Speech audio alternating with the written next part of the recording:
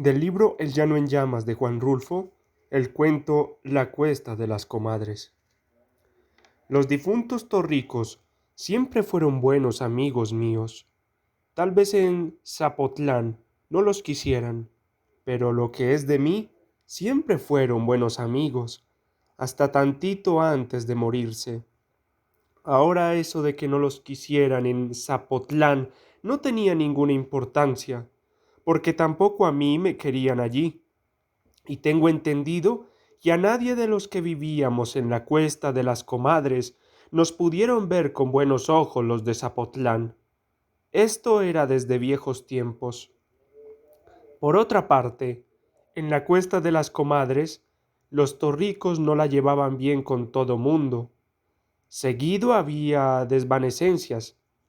Y si no es mucho decir, ellos eran allí los dueños de la tierra y de las casas que estaban encima de la tierra, con todo y que cuando el reparto, la mayor parte de la cuesta de las comadres, nos había tocada por igual a los 60 que allí vivíamos, y a ellos, a los torricos, nada más un pedazo de monte, con una mezcladera nada más, pero donde estaban desperdigadas casi todas las casas. A pesar de eso, la cuesta de las comadres era de los torricos. El cuamil que yo trabajaba era también de ellos, de Odilón y Remigio Torrico, y la docena y media de lomas verdes que se veían allá abajo eran juntamente de ellos. No había por qué averiguar nada. Todo mundo sabía que así era. Sin embargo, de aquellos días a esta parte, la cuesta de las comadres se había ido deshabitando. De tiempo en tiempo alguien se iba, atravesaba el guardaganado, donde está el palo alto, y desaparecía entre los encinos y no volvía a aparecer ya nunca. Se iban, eso era todo. Y yo también hubiera ido de buena gana a asomarme a ver qué había tan atrás del monte que no dejaba volver a nadie. Pero me gustaba el terrenito de la cuesta y además era buen amigo de los torricos. El coamil donde yo sembraba todos los años un tantito de maíz para tener elotes y otro tantito de frijol, quedaba por el lado de arriba, allí donde la ladera baja hasta esa barranca que le dicen cabeza del toro. El lugar no era feo, pero la tierra se hacía pegajosa desde que comenzaba a llover, y luego había un desparramadero de piedras duras y filosas como troncones que parecían crecer con el tiempo. Sin embargo, el maíz se pegaba bien, y los elotes que allí se daban eran muy dulces. Los torricos, que para todo lo que se comía necesitaban la sal del tequesquite, para mis elotes no. Nunca buscaron ni hablaron de echarle tequesquite a mis elotes, que eran de los que se daban en cabeza del toro. Y con todo y eso, y con todo y que las lomas verdes de allá abajo eran mejores, la gente se fue acabando. No se iban para el lado de Zapotlán, sino por este otro rumbo, por donde llega a cada rato ese viento lleno de olor de los encinos y del ruido del monte. Se iban callados la boca, sin decir nada ni pelearse con nadie.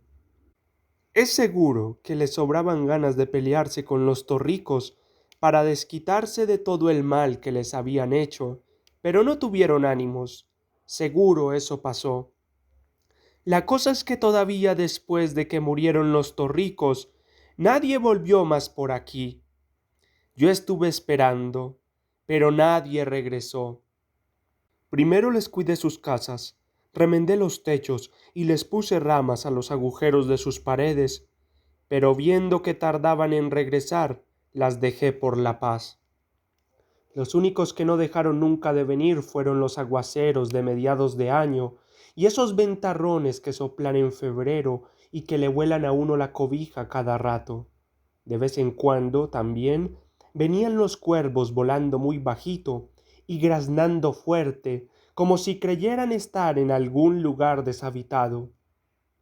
Así siguieron las cosas todavía después de que se murieron los Torricos. Antes, desde aquí, sentado donde ahora estoy, se veía claramente Zapotlán. En cualquier hora del día y de la noche podía verse la manchita blanca de Zapotlán allá lejos. Pero ahora las jarillas han crecido muy tupido, y por más que el aire las mueve de un lado para otro, no dejan ver nada de nada. Me acuerdo de antes, cuando los torricos venían a sentarse aquí también y se estaban acuclillados horas y horas hasta el oscurecer, mirando para allá sin cansarse, como si el lugar éste les sacudiera sus pensamientos o el mitote de ir a pasearse a Zapotlán. Solo después supe que no pensaban en eso. Únicamente se ponían a ver el camino, aquel ancho callejón arenoso que se podía seguir con la mirada desde el comienzo hasta que se perdía entre los ocotes del cerro de la media luna. Yo nunca conocí a nadie que tuviera un alcance de vista como el de Remigio Torrico. Era tuerto, pero el ojo negro y medio cerrado que le quedaba parecía acercar tanto las cosas que casi las traía junto a sus manos. Y de allí a saber qué bultos se movían por el camino no había ninguna diferencia. Así, cuando su ojo se sentía a gusto teniendo en quien recargar la mirada, los dos se levantaban de su divisadero y desaparecían de la cuesta de las comadres por algún tiempo. Eran los días en que todo se ponía de otro modo aquí, entre nosotros. La gente sacaba de las cuevas del monte sus animalitos y los traía a amarrar en sus corrales. Entonces se sabía que había borregos y guajolotes, y era fácil ver cuántos montones de maíz y de calabazas amarillas amanecían asoleándose en los patios. El viento que atravesaba los cerros era más frío que otras veces, pero no se sabía por qué. Todos allí decían que hacía muy buen tiempo, y uno oía en la madrugada que cantaban los gallos como en cualquier lugar tranquilo, y aquello parecía como si siempre hubiera habido paz en la cuesta de las comadres. Luego volvían los torricos. Avisaban que venían desde antes que llegaran, porque sus perros salían a la carretera y no paraban de ladrar hasta encontrarlos. Y nada más por los ladridos todos calculaban la distancia y el rumbo por donde irían a llegar.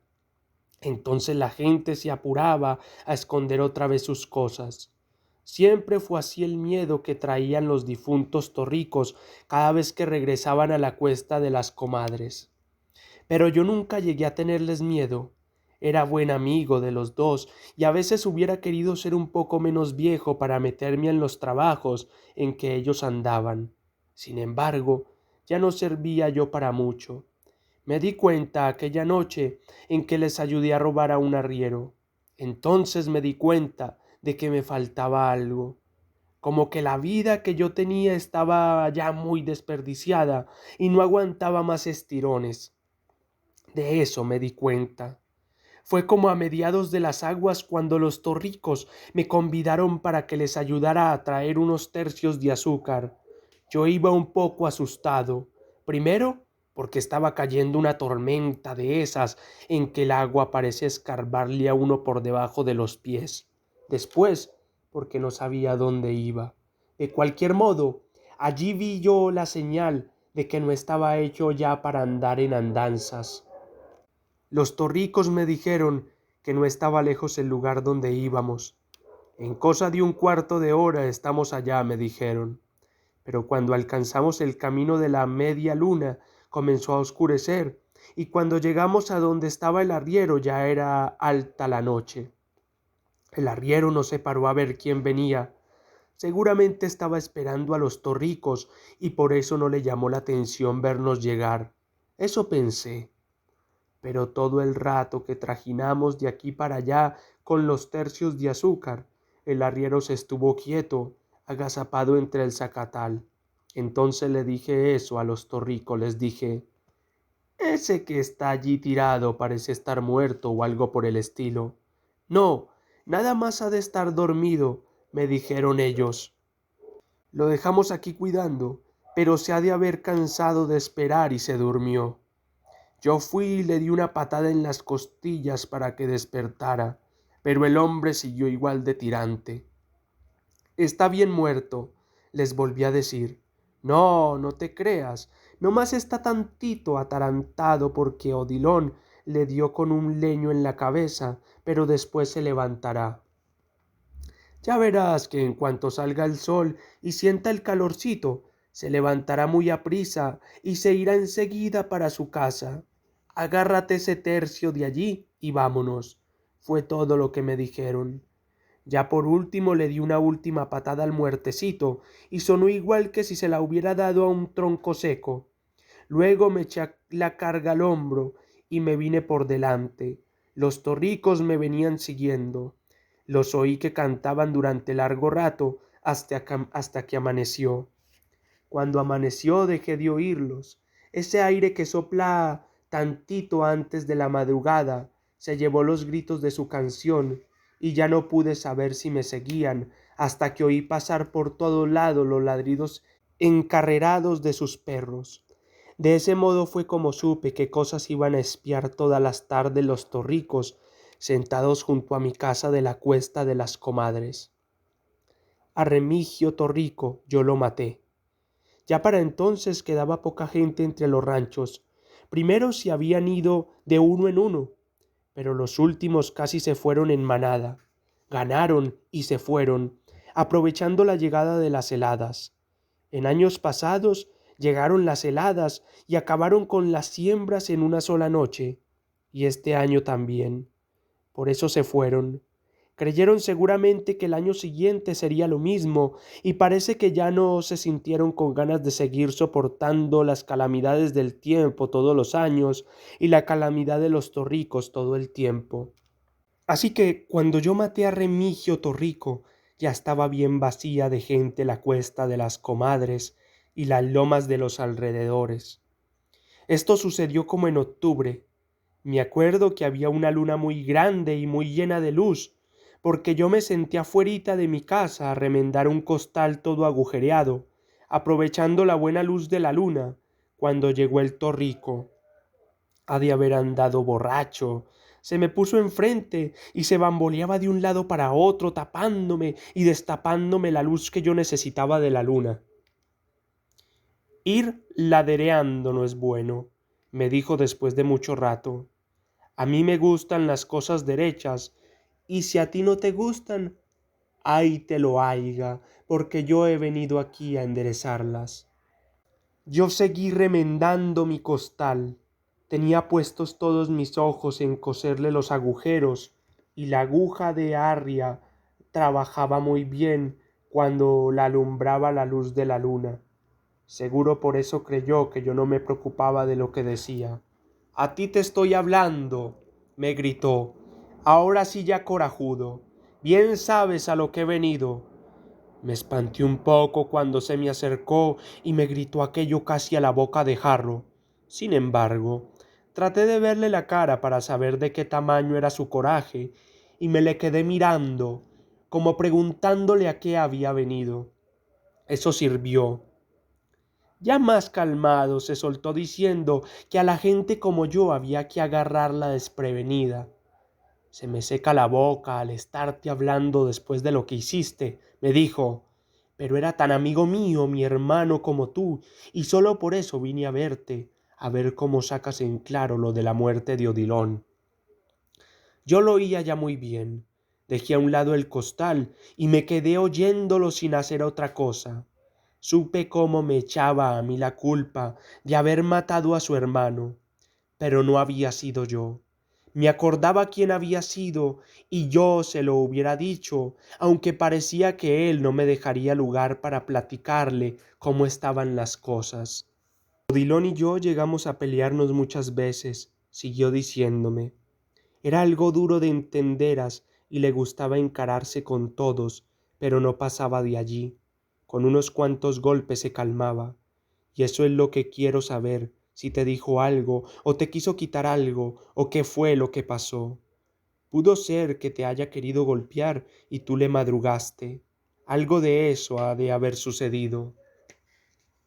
Yo sacudí la cabeza para decirle que yo no tenía nada que ver. Oye, me atajó el torrico. Odilon llevaba ese día 14 pesos en la bolsa de la camisa. Cuando lo levanté, lo esculqué y no encontré esos 14 pesos. Luego ayer supe que te habías comprado una frazada. Y eso era cierto. Yo me había comprado una frazada. Vi que se venían muy aprisa los fríos y el gabán que yo tenía estaba ya todito hecho garras. Por eso fui a Zapotlán a conseguir una frazada. Pero para eso había vendido el par de chivos que tenía, y no fue con los 14 pesos de Odilon con lo que la compré. Él podía ver que si el costal se había llenado de agujeros, se debía a que tuve que llevarme al chivito chiquito allí metido, porque todavía no podía caminar como yo quería. Sábete de una vez por todas que pienso pagarme lo que le hicieron a Odilon, sea quien sea el que lo mató. Y yo sé quién fue. Oí que me decía casi encima de mi cabeza. ¿De modo que fui yo? Le pregunté. ¿Y quién más? Odilon y yo éramos sinvergüenzas y lo que tú quieras. Y no digo que no llegamos a matar a nadie, pero nunca lo hicimos por tan poco. Eso sí te lo digo a ti. La luna grande de octubre pegaba de lleno sobre el corral y mandaba hasta la pared de mi casa la sombra larga de Remigio. Lo vi que se movía en dirección de un tejocote y que agarraba el guango que yo siempre tenía recargado allí. Luego vi que regresaba con el guango en la mano. Pero al quitarse el de enfrente, la luz de la luna hizo brillar la aguja de arria que yo había clavado en el costal. Y no sé por qué, pero de pronto comencé a tener una fe muy grande en aquella aguja. Por eso, al pasar Remigio Torrico por mi lado, desensarté la aguja y sin esperar otra cosa se la hundí a él cerquita del ombligo. Se la hundí hasta donde le cupo y allí la dejé. Luego se engarruñó como cuando da el cólico y comenzó a calambrarse hasta doblarse poco a poco sobre las corvas y quedar sentado en el suelo, todo entelerido y con el susto asomándosele por el ojo. Por un momento pareció como que se iba a enderezar para darme un machetazo con el guango, pero seguro se arrepintió, no supo ya qué hacer, soltó el guango y volvió a engarruñarse. Nada más eso hizo. Entonces vi que se le iba entristeciendo la mirada, como si comenzara a sentirse enfermo. Hacía mucho que no me tocaba ver una mirada así de triste y me entró la lástima. Por eso aproveché para sacarle la aguja de arria del ombligo y metérsela más arribita, allí donde pensé que tendría el corazón. Y sí, allí lo tenía, porque no más dio 2 o 3 respingos como un pollo descabezado y luego se quedó quieto. Ya debía haber estado muerto cuando le dije: «Mira, Remigio, me has de dispensar, pero yo no maté a Odilon, fueron los alcaraces. Yo andaba por allí cuando él se murió, pero me acuerdo bien de que yo no lo maté. Fueron ellos, toda la familia entera de los alcaraces. Se le dejaron ir encima, y cuando yo me di cuenta, Odilon estaba agonizando. ¿Y sabes por qué? Comenzando porque Odilon no debía haber ido a Zapotlán. Eso tú lo sabes. Tarde o temprano tenía que pasarle algo en ese pueblo, donde había tantos que se acordaban mucho de él, y tampoco los alcaraces lo querían. Ni tú ni yo podemos saber qué fue a hacer él a meterse con ellos. Fue cosa de un repente. Yo acababa de comprar mi zarape y ya iba de salida cuando tu hermano lo escupió un trago de mezcal en la cara a uno de los alcaraces. Él lo hizo por jugar. Se veía que lo había hecho por divertirse, porque los hizo reír a todos, pero todos estaban borrachos, Odilon y los alcaraces y todos, y de pronto se le echaron encima. Sacaron sus cuchillos y se le apeñuscaron y lo aporrearon hasta no dejar de Odilon cosa que sirviera. De eso murió. Como ves, no fui yo el que lo mató. Quisiera que te dieras cabal cuenta de que yo no me entrometí para nada. Eso le dije al difunto Remigio. Ya la luna se había metido del otro lado de los encinos cuando yo regresé a la cuesta de las comadres con la canasta pescadora vacía. Antes de volverla a guardar, le di unas cuantas zambullidas en el arroyo para que se le enjuagara la sangre.